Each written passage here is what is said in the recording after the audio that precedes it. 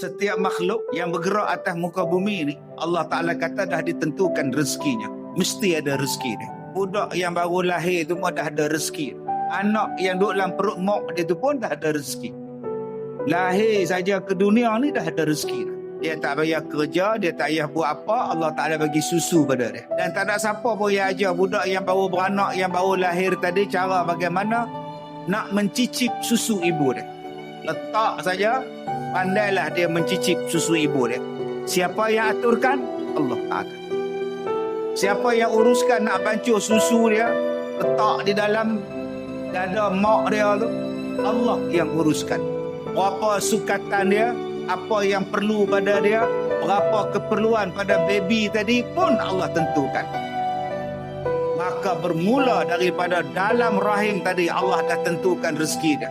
Sampai mana? Selagi mana awak bergerak, selagi mana awak hidup atas muka bumi ni, maka selagi itulah ada rezeki. Sebab hari ni orang cakap tentang rezeki. Ni apa nak jadi ni ustaz, perang ni ustaz. Macam mana kita ustaz lepas ni susah lah ustaz. Oi, susah tak mananya. Allah kata ada rezeki.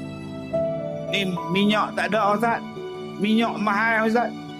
Sebab itu Allah Ta'ala sebut di dalam Al-Quran surah Luqman, alam tarau anna Allah sakhara lakum ma fis samawati wa ma fil ard wa asbagha alaikum ni'amahu zahiratan wa batinah.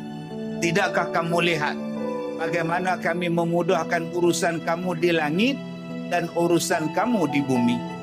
Allah sebut dalam surah Luqman tadi. Tidakkah kamu lihat bagaimana urusan kamu dimudahkan di langit dan urusan kamu dimudahkan di muka bumi? Tak ada yang susah. Yang susah ni kita yang menyebabkan susah. Duk elok-elok pergi gatai perang. Lagi dahsyat pula, negara hak tak terkesan pun jalan sekali terkesan. Padahal Allah Ta'ala dah pesan dah. Wala tufsidu fil ardi ba'da islahiha. Dan janganlah kamu melakukan kerosakan di muka bumi. Padahal Allah telah jadikan elok untuk kita. Allah jadikan bumi ni elok. Adanya minyak. Daripada minyak boleh menggerakkan dunia. Daripada minyak boleh menjalankan kehidupan di dunia. Elektrik yang sedang bergerak sekarang ni dijana oleh diesel, dijana oleh minyak. Ada yang kata ustaz, tak ada kereta diesel ustaz, saya pakai kereta elektrik. Kereta elektrik tu pun perlu di-charge. Charge pula menggunakan elektrik. Elektrik tu pun guna minyak. Jangan dok rasa selesa pula. Aku relax aku boleh pakai charge saja. Charge. Buatnya elektrik tak ada.